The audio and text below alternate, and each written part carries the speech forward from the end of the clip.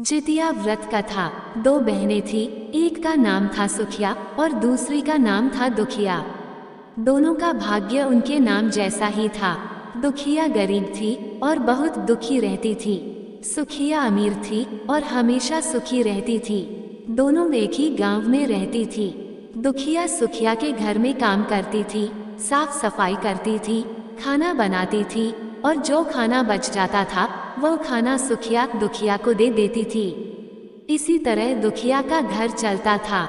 समय बीतता गया, दोनों के बच्चे भी थे। सुखिया को 2 पुत्र थे और दुखिया को भी 2 पुत्र थे। जब जितिया का व्रत आया तो दोनों बहनों ने जितिया का व्रत रखा था। दुखिया सुखिया के घर में काम करती थी। व्रत के दिन दुखिया ने सुखिया के घर जो चावल फटका, उससे जो खुर्दी निकला वो अपने लिए रख ली और साफ चावल सुखिया को दे दी। फिर साग को चुनी, बढ़िया वाला साग सुखिया के लिए रख दी और जो डंठल था वह अपने लिए रखी। अब दुखिया ने सुखिया के घर सारा खाना बना दिया और अपने घर चावल की खुर्दी और साग की डंठल लेकर गई बनाने के लिए। खुर्दी का चावल और साग की डंठल बनाकर वह खाना अपने बच्चों को खिलाई और खुद भी खाए। उसके बाद दुखिया सोने चली गई। आधी रात में एक बूढ़ी औरत उसके घर पर आकर दरवाजा खटखटाती है। तो दुखिया पूछती है, कौन है? तब बुढ़िया बोलती है, बेटा हम हैं।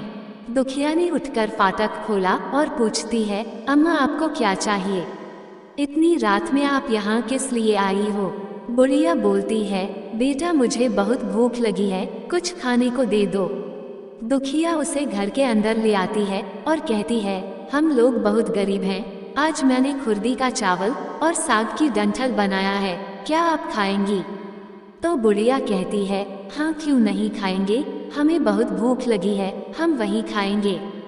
दुखिया अंदर जाकर खुर्दी का चावल और साग की डंठल लाती है और बुढ़िया को देती है खाने के लिए। बुढ़िया खाना खाने के बाद कहती है कि मुझे अच्छे से कुछ दिखाई नहीं देता, इतनी रात के अंधेरे में मैं अपने घर कैसे जाऊंगी? तो दुखिया कहती है, कोई बात नहीं, आप यहीं पर सो जाए, सुबह अपने घर चले जाना। तो बूढ़ी औरत दुखिया के घर में ही सो जाती है।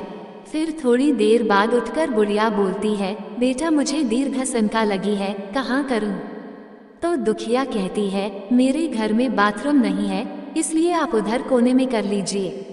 बुढ़िया पूछती है कि बेटा भड़ भड़ करें या छर छर करें? दुखिया नींद में थी तो वह कहती है, माता जी भड़ भड़ कर दो, मैं सुबह साफ कर दूंगी। फिर थोड़ी देर बाद बुढ़िया पूछती है कि बेटा मैं अपने हाथ कहाँ साफ करूं? तो दुखिया कहती है, आप मेरे सिर में अपने हाथ को साफ कर लीजिए। जब सुबह होती है तो दुखिया को ये सब सपने के जैसे लगता है कि सोते समय मुझे कोई सपना आया होगा।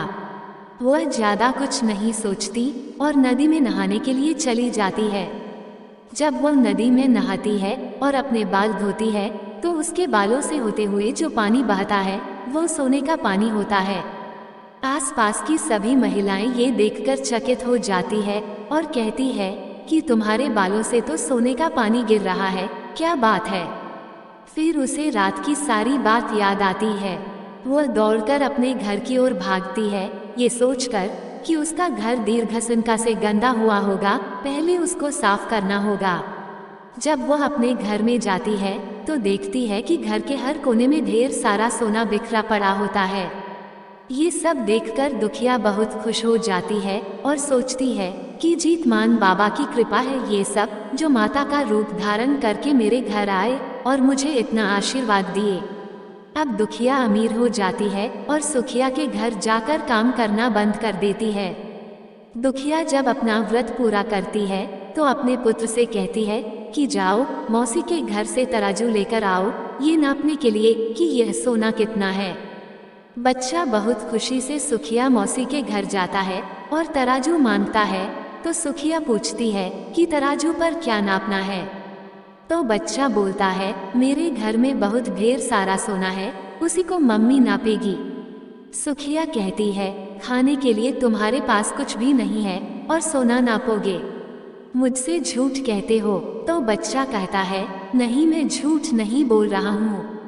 सुखिया सोचती है, जब तराजू मांगा है तो कुछ ना कुछ तो जरूर नापना होगा, इसलिए वह तराजू के पीछे गोंद लगा देती है ताकि जो भी नपेगा वह थोड़ा सा इसमें चिपक जाएगा। दुखिया जब तराजू पर सोना नापती है तो कुछ सोने का टुकड़ा उस गोंद में चिपक जाता है। जब बच्चा तराजू लौटाने आता है तो सुखिया उसको उलट पुलट कर देखती है तो उसे तराजू में सोना लगा हुआ मिलता है। सुखिया सोचती है उसके घर में जरूर कहीं से सोना आया होगा, इसीलिए वह कई दिन से काम पर भी नहीं आ रही है।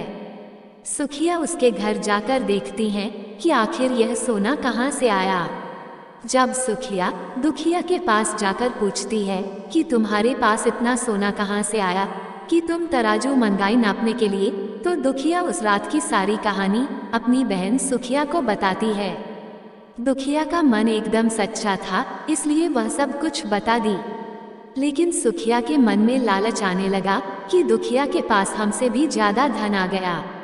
अब अगले जितिया में मैं भी खुरदी का चावल और साग की डंठल बनाऊंगी। फिर अगले साल जितिया का व्रत दोनों बहनों ने रखा। सुखिया के पास हर तरह का सुख था और धन भी था, फिर भी वह जितिया के दिन चावल फटक कर साफ चावल फेंकती और खुरदी अपने पास रख ली। साग को तोड़कर पत्तियां फेंक दी और डंठल अपने पास रख ली और वही बनाई। खा पीकर पूजा पाठ करके सोने चली गई। फिर आधी रात में उसके घर में भी बुढ़िया आई और दरवाजा खटखटाती है। सुखिया उसका इंतजार कर रही होती है। वह तुरंत दरवाजा खोलकर बुढ़िया को अपने घर के अंदर ले आती हैं। बूढ़ी बोलती है, मुझे बहुत भूख लगी है, कुछ खाने को दे दो। तो सुखिया कहती है, मैंने खुरदी का चावल और डंठल का साग बनाया है। बुढ़िया बोलती है, कोई बात नहीं, मैं खाऊंगी। तो सुखिया परोस देती है वो खाना खाने के लिए और सोने चली जाती है। बुढ़िया बोलती है, मैं घर नहीं जा सकती, मुझे दिखाई नहीं देता। तो सुखिया कहती है, कोई बात नहीं, आप यही सो जाओ। थोड़ी देर बाद बुढ़िया फिर बोलती है कि मुझे दीर्घ शंका लगी है, कहाँ करूँ? तो सुखिया कहती है, वही कोने में कर लीजिए। फिर थोड़ी देर बाद बुढ़िया पूछती है कि भड़ भड़ करे या छर छर। इस समय सुखिया को याद नहीं आता है कि दुखिया ने क्या बोला था। तो सुखिया बोली, माँ छर छर कर दीजिए। फिर बुढ़िया पूछती है कि बेटा मैं अपने हाथ कहाँ साफ करूँ? सुखिया कहती है, मेरे सिर में साफ कर लीजिए। बुढ़िया अपना हाथ सुखिया के सर में साफ कर लेती है। जब सुखिया सुबह उठती है तो उसका पूरा घर गंदगी से भरा पड़ा होता है और उसके बाल में भी बहुत गंदगी लगी होती है। ये सब देखकर सुखिया बहुत दुखी हो जाती है और उसे बहुत गुस्सा भी आता है। वह अपनी बहन दुखिया को बुलाती है और उससे गुस्से से कहती है कि तुमने हमसे झूठ कहा और मेरा पूरा घर गंदा करवा दिया। तो दुखिया पूछती है कि तुमने क्या कहा था, भड़ भड़ या छर छर? तो सुखिया कहती है, मैं तो छर छर बोली। तो दुखिया कहती है, यहीं पर तो तुमने गलती करी, और तुम्हारे पास तो सब कुछ था, किसी चीज की कमी नहीं थी, फिर भी तुमने लालच किया। मेरे पास तो कुछ भी नहीं था, तुम्हारे पास तो सब कुछ था। तुम्हारे घर जीतमन बाबा भेष बदल कर आए, लेकिन फिर भी तुमने उन्हें अच्छा खाना नहीं परोसा। मेरे पास तो कुछ भी नहीं था, इसलिए मैंने उन्हें खुरदी का चावल और डंठल का साग परोसा था। तुमने अपने घर आए भगवान का अपमान किया, सब कुछ रहते हुए भी तुमने साग और भात खिलाया। तुम्हारे पास सब कुछ होते हुए भी तुम्हें लालच नहीं करना चाहिए था, इसलिए तुम्हारे साथ बुरा हुआ। दोस्तों, आपको ये कथा कैसी लगी कृपया कमेंट करके जरूर बताएं। वीडियो पसंद आया हो तो लाइक करें और ऐसे ही और भी बहुत सारी कथाओं को सुनने के लिए चैनल को सब्सक्राइब जरूर करें। धन्यवाद।